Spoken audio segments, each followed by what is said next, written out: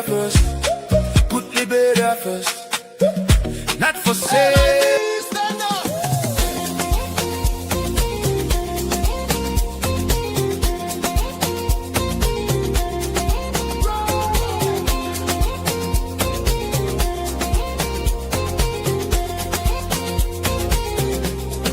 Take me back to Liberia, where the drums still play my song. Take me back to my homeland. It's the place where I belong. LIB Future TV, giving voice to progressive Liberians, speaking about politics, entertainment, and local news. Round and round like circle go, but where the progress we don't know. Put Liberia first. Put Liberia first. Put Liberia first. Put Liberia first. Put Liberia first. Put Liberia first. No more popularity gain. We need leaders with a plan, not just name. Vision clear, agenda strong. That's the kind to lead us on. New ideas, a brand new face. To move at a better pace. How long we go? Back your clothes. When we will change, everybody knows. 16 tribes but one nation. Let's build with determination. From every county, hear the sound. Liberia rising, we stand in our ground. No more lies. Stand for truth. No more tricks. Power to the youth. One Liberia. One destiny. Rise up now. Set your people free. Put Liberia first.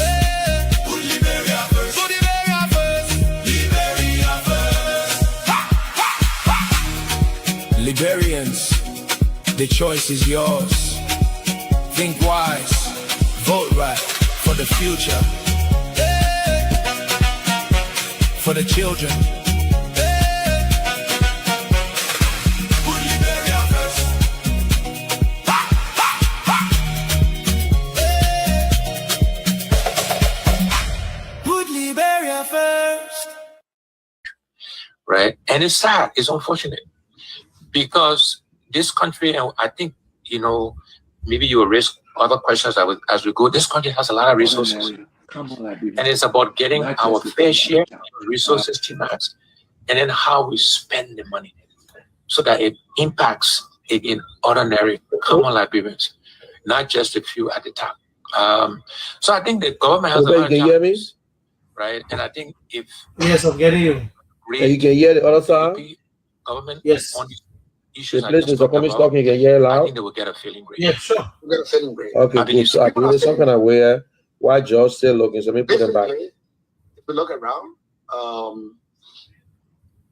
Bracket is CDC claims they started it. Bracket is sort of completing more or less doing what CDC claimed that they started. Bracket is working on the roads all over the country. Bracket is expanding the electricity. But basically the concern has been, oh, okay, you're doing the roads. Oh, okay, electricity has reached to my neighbor who are last. Working on the roads. But I need the money to spend. Yeah, look, I think people who are saying that must be UP partisans, and they're benefiting from the country the way it is. And there are a few thousand people across the country that the current system, benefits them. But again, if we ask the ordinary, the average, the common Liberian, is your life better up to date than it was 2.5 years ago? The answer will be no. I'm pretty confident. Even this electricity. So the customer would be the way they talk about electricity, right? I refer to Christmas light. Rain season electricity corporation. So Liberia Rain Season Electricity Corporation, LRSEC. That's how we should call it. Because in the dry season, our appliances at our house, blows up, lights up and down, up and down, up and down. So where's the improvement?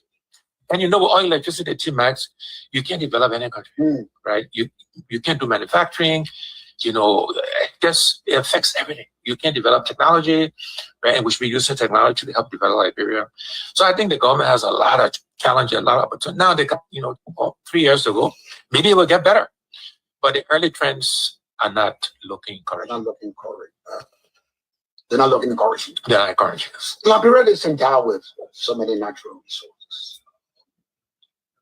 Somebody said, I don't know, and I'll keep asking the same question myself. God's got to be God. I don't understand who this God is, but because undeservingly, and I'll put it this way, undeservingly, God has endowed our Liberia all the resources He's created, and you look around, you don't see exactly all this endowment, but we benefit from that. Correct. And I wouldn't put it that way because I don't want William Stodman to get up in the cave and say those things to me. Don't have anything to show for it.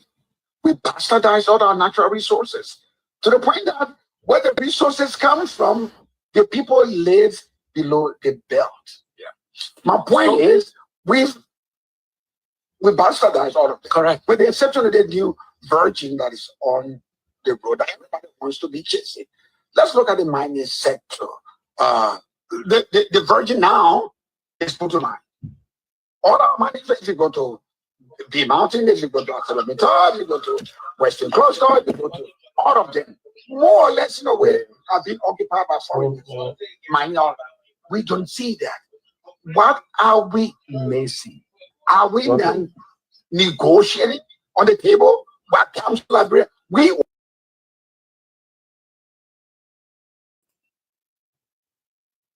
If we want to extract it, what do I have to show? How should we have managed this? Yeah. So the first thing I would say, I disagree with you that we don't deserve the natural resources. You said undeservedly. Yeah, you don't. I don't agree with What that. does it benefit? But what do you show for? But that's up to us. What we do it, that's on us. But we deserve. We have in our natural resources, T-Max. Look, there are multiple ways I want to talk about natural resources. I used to say consistently in the past, and I'm saying it now, that we are a rich country and we poor people. That's the disconnect. You don't deserve it. It doesn't. No. No. How can you be rich and be poor? But that's you not don't because, deserve it. that's because we're not managing it well. Not that we don't deserve it. And so let's talk to the management of the natural resources. Look, I went to Wiswa. I think maybe it was 2021, 2022. And Wiswa used to be, I mean, the Diamond Hall. Yeah, the young people don't know that. Our older guys and girls know this. It used to be the diamond, call it the diamond capital of Liberia. And I went there in like in 2019, somewhere, whenever, in the past. And Tim has almost all the diamond gone, and there is nothing to show for in Wiswa. No high school, no healthcare clinic, at least at the time, no electricity. You couldn't hardly get cell phone signal. It's crazy, right? And it also goes back to the point I keep seeing, we keep doing the same thing over and over and over, and we expect different results. This concession model has not worked. It doesn't work. We need to change it. I actually did a podcast on it. I encourage people to go online and visit what I set up or what we should do differently, and we can talk about that now. Look, T-Max, if we're managing our resources well for the benefit of Liberian people, no Liberian should go to bed hungry. Literally, if we're managing the resources, look, I saw somebody send me a clip from the former Mines and Energy Minister, Wimape, where he said, and I don't know whether this is true or not, but I'm repeating what he said, that at one point, B Mountain gold was in gold value a week. It's online. You can see, right? So if you multiply that by 52 weeks, that's the $1.6 billion. Let's say you cut that in half. Let's say cut it by 50%. That's the $800 million, right? From one sector. From one sector. From one concessionaire in one sector, right? And according to him, we get $50 million a year. The government of Liberia, according to him. According to pay. Yeah. So out of $1 billion. If those numbers are true, and as even you cut it in half, let's say you're wrong by 50%, that's the $800 million. There's something wrong with how we manage it. No Liberian should go hungry if we manage our resources correctly. And we need to change the way we manage our resources and get value. T-Max, We should be the experts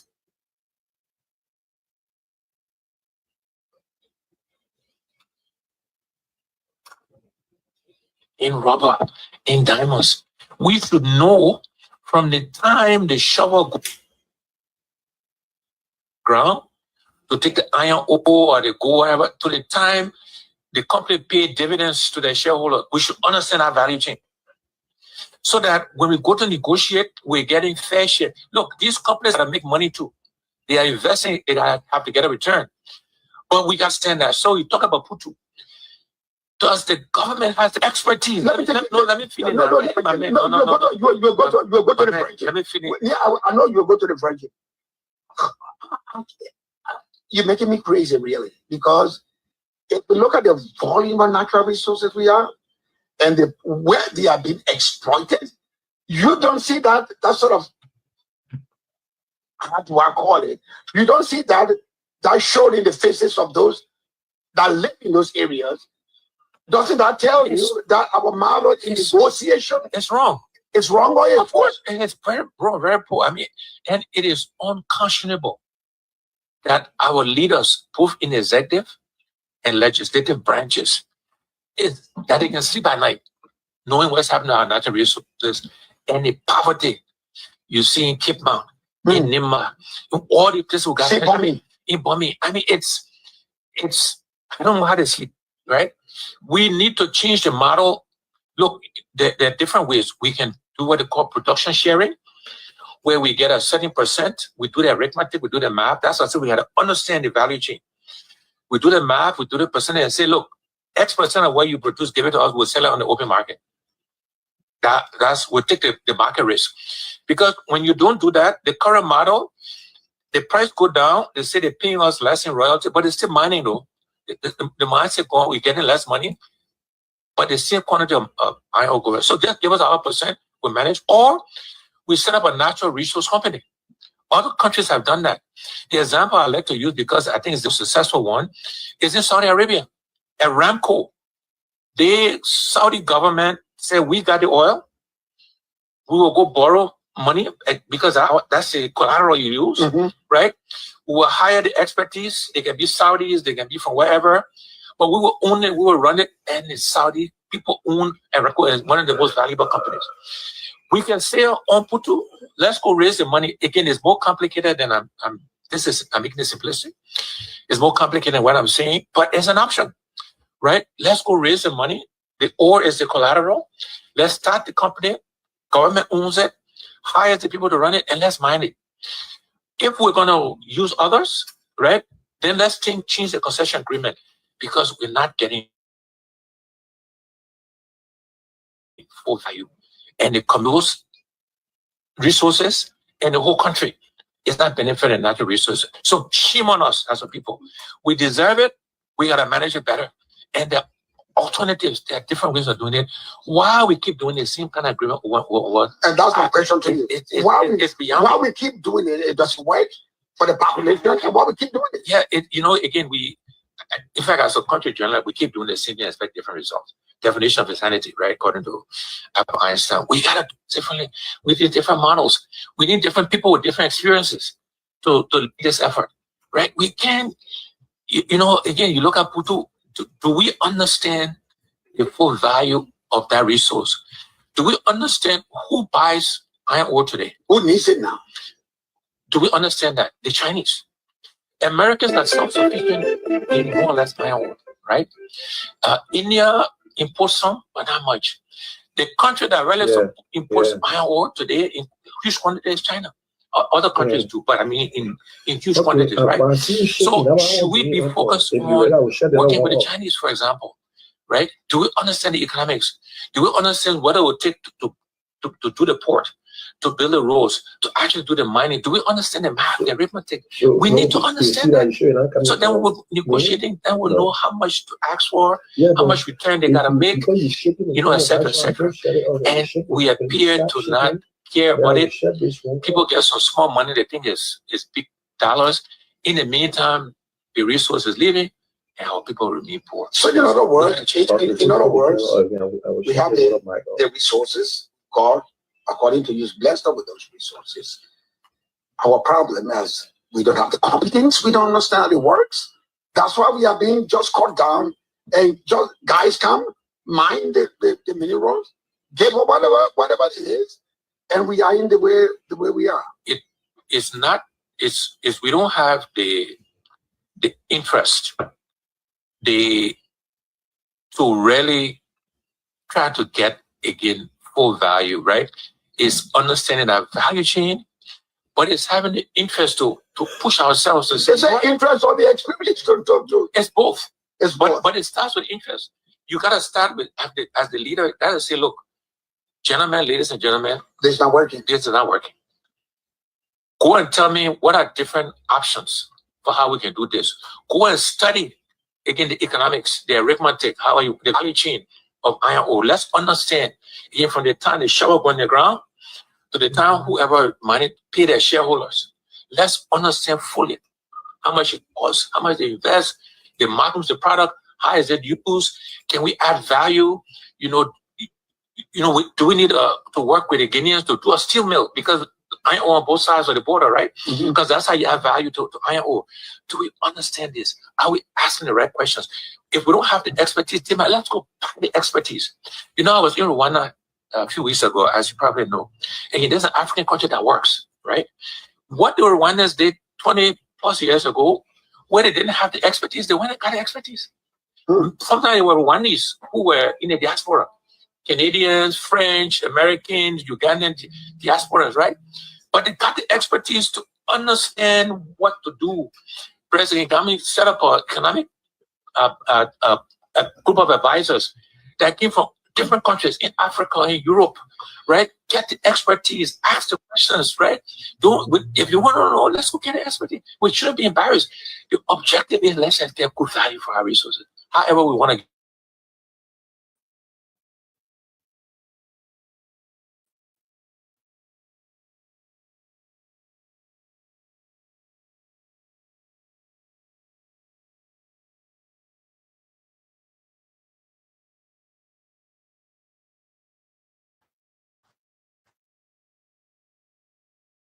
I don't know what you did.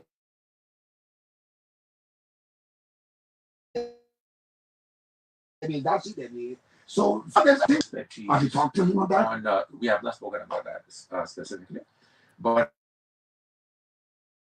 I'm saying now public, I'm happy to think about how should. Because my fear is that this last version we have on the roadside, this put rate is not properly managed. If we don't get a real value of our put, if we didn't learn from our fiasco enrichment of the different mindsets, we get the same result. We get the same result. Right. So give it about let it be the project. Correct. But that give it to you as your project. I'm happy to offer advice, offer support, offer expertise, to share what I know. There are other experts. We need to get geologists, other experts together, right? But let's get a group of experts. Let's start with Liberians. See where Liberians have the expertise and some of that exists, right? And then where there are gaps, let's go and acquire it.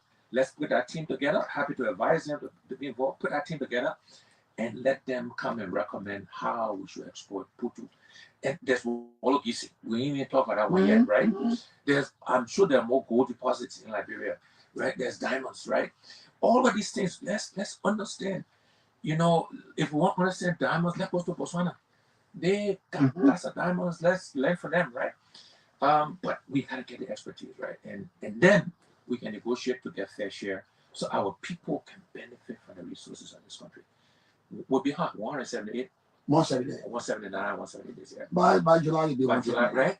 I mean, and on the poorest countries in Africa, and we call it growth without development. I mean, the math is crazy. It's disheartening, to be honest. Liberia just as old as Matusila. Yeah, just can't be wise or something. It's funny. It's sad. And a few people, benefit. They eat the money. The corruption, the stealing, mismanagement, and let them talk continue to suffer. Right. That's what I'm saying. If we look at the life of the ordinary average Liberian teacher, healthcare worker, motorcyclist, their life hasn't changed for the last. Let's get to another section. What we say, based on what we're talking about, we are being duped in this section when we're talking about the mining section is because, in my mind, we don't have the expertise, meaning we don't have the education that is required to be forceful when we get on the table to negotiate. We don't. Let's look at our area of education on the biker. So, yeah, again, in all of these sectors, GMAX, you know, things are not improving. For education, I think we should be focused, and this is in the ANC manifesto, right? We have 7 priorities with education. One, we said teacher training, teachers at every level, university, secondary, right? Make sure you got qualified teachers, make sure they're trained, make sure they're well paid. Today, the country has mostly, I say mostly because I don't have the exact number, I shoot, but volunteer teachers. So, which is a good thing. So we thank And they are in large numbers. and they are, that's my point. And we thank them for volunteering, by the way. We acknowledge, we thank them. But that cannot be the system we have, right? We gotta train these teachers, make sure they're qualified to teach the subject matter, right? And make sure they're paid adequately because they're entrusted with the future of the country. They're entrusted with our young people. If we don't train our young people, if they don't educate, they don't have the skills, the country will get even worse, right? So teachers training, vocational training, right? Giving people carpentry. If you're going to develop infrastructure, if you're going to grow the economy, we didn't even talk about the economy yet, which is the other area I understand pretty well. You got to have an educated populace, right? If you're going to develop infrastructure, you need carpenters, you need plumbers, you need masons, you know, electricians, so on and so forth, right? So you need 2 educational tracks. You need to make sure educational standards, both in the government schools, you got high standards, right? And make sure in the private schools, you got high standards as well, right? So again, there's a big opportunity to improve. You know, the budget is now up to apparently $1.2 billion, but we're allocating it the same way we allocated in the past. So even though it's a bigger number, and by the way, we predicted it should have been that number a while ago. But if you keep allocating this recurring expenses, it comes without. So let's look at that area of education. Anyway. What is it that we want? Have the teachers trained. It's one aspect of having them trained. The guy can be trained if he's done satisfactorily, compensated. That might affect. But that's my point. You got to do both. You got to make sure they're trained, and you got to pay them well. In fact, you got to pay all civil servants what I call living wage. Again, if we manage these natural resources, $400 to $500 a month should be minimum.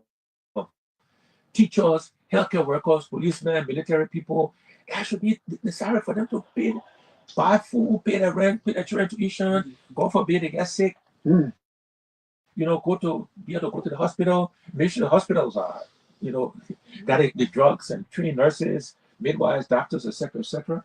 But again, it's about the use of our natural resources. It's about investing in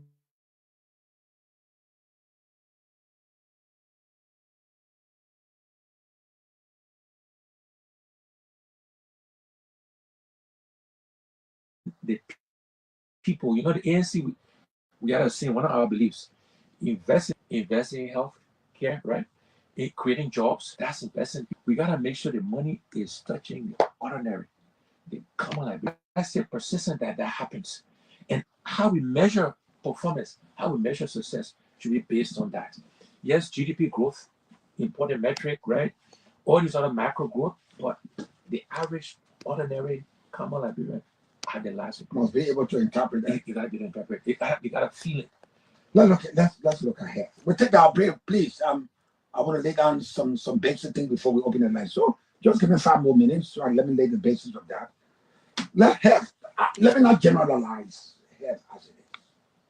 I want to look at one specific, the scare that is in Liberia now. Ebola. With all my sins, I always trust my God that it will not be a problem, that will not be able to solve. That's what the Bible teaches me, and that's what I overwhelmingly believe. the times you came to Liberia first and contributed to Ebola were our fight against Ebola. And Liberia recorded a success story of how Liberia managed that. Our first experience to Ebola. So we had a success story. So Ebola is behind us.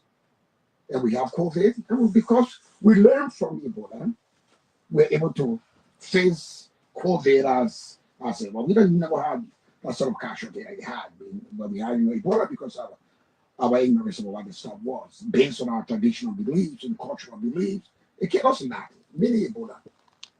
The scares that we were hearing now, which are different, disjointed, not coordinated the information dissemination to the public, this fear came in Ebola. And we talk about different categories of people in that sector of health. The fear was that we have Ebola. Somebody said, I had a meeting with my boss, and boss told us that Ebola is here. We have some guys from some part of Africa, from the east, from the DRC, and from Uganda. They're in Liberia. They are about 16. They're showing signs and symptoms of Ebola. So she told our co-workers, only for us to know that she was arrested for giving false information to the public. She was then authorized to do that. So we don't have Ebola. Quite strangely, the government of Liberia paraded in the streets of Monrovia 25 new ambulances with a view of preparedness for the fall of Ebola but to come. Then the Anfield people say, in no uncertain terms, there is no Ebola.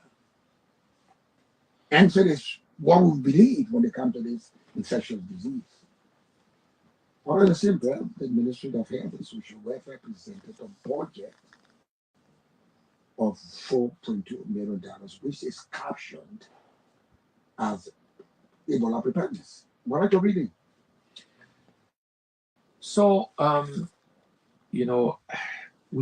again, I keep going to my first statement. You keep doing this thing and expect different results, G-Max.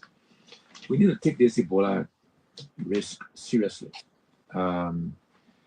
And even if we don't have Ebola in the country, and we should give the government the benefit of the doubt. They're in charge. They say we don't have the Ebola. We should still be focusing on Ebola prevention and preparedness and awareness, right? Because it's a serious, and we know the devastation it did to our country. All of the government entities should be working together. They should be coordinating. This is not a time to be trying to, steal money, make money on the backs of this risk, this national risk. We know killed thousands of our people, right? As you suggested, in 2014, we actually came to the country, we brought a delegation, we brought supplies, PPE, etc., etc. So the government should be coordinating all the entities. The focus should be on awareness and prevention, and just reminding Liberians of what we need to do, right, so that it doesn't come to the country, assuming it's not here yet. So preparedness, awareness, coordination, right? That's where we should be focused when it comes to Ebola right now, right? And that coordination among government entities, that focus, who's in charge, just to make sure what are we doing at airports, what are we doing at border crossings, right? Those are places where potentially the disease can come in. So what are the specific actions we're taking there? Mind Liberians. So that's what the emphasis should be. Just reminders, awareness to just get those behaviors and habits. That's what we should be focused on now. As so many governments right there is not in the country. You do those things, you will prevent it from coming, and or if it's here, we prevent it from spreading. That's what we should be focused on. Are the numbers justified?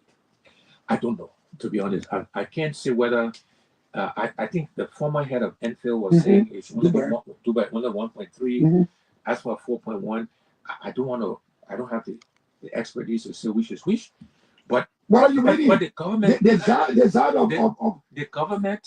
the the government should know what is required and then should provide the resources, right? This is why the coordination is important, to make sure the left and the right hand, Ministry of Health, NPhil, all the partners work together, come with a budget, and the resources should be provided. So again, we avoid Ebola coming back to harm our country, harm our people. The economic consequences, the deaths to families, the number of people that die, but shame on us. Shame on us if we're not. Are we really serious about this Ebola? I would call it because Dwayne answered, there is no sign and symptom of Ebola in Liberia. So if you hear from such a czar or infectious disease, you got no option but to believe what you say. And that's why I say so what the figures? He said during the time they used $3.3 million when people were coming to town to help Liberia get Liberia back, of course.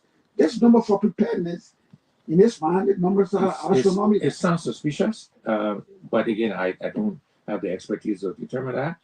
I think the government needs to figure out what the right number is and then provide the resources to make sure, again, the focus should be on prevention, on awareness, right? Assuming it's not here, and we take them at their word that it's not here, but let's prevent it. Let's prevent it. Yeah. This program is brought to you as someone has on Prime FM 105.5, Joy FM 101.5, and Kiet FM 95.9. And this is 50/50 on Sky 107. Our special studio guest is Alexander Benedict Cummings. He is the political leader of the ANC. Let's take our break and be right back. There's a place for the team. We are excited to announce the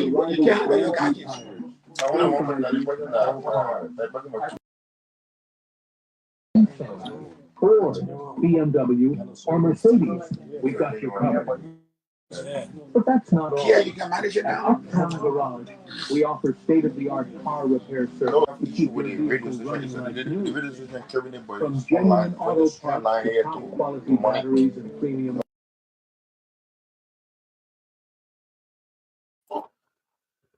Okay, we will come back again right after the commercial from Sky. This is the Kia Radio, and this is the Independent Minds for a Better Liberia. So you're listening to him, share the video. If you listen to us on radio, LIB, stand up.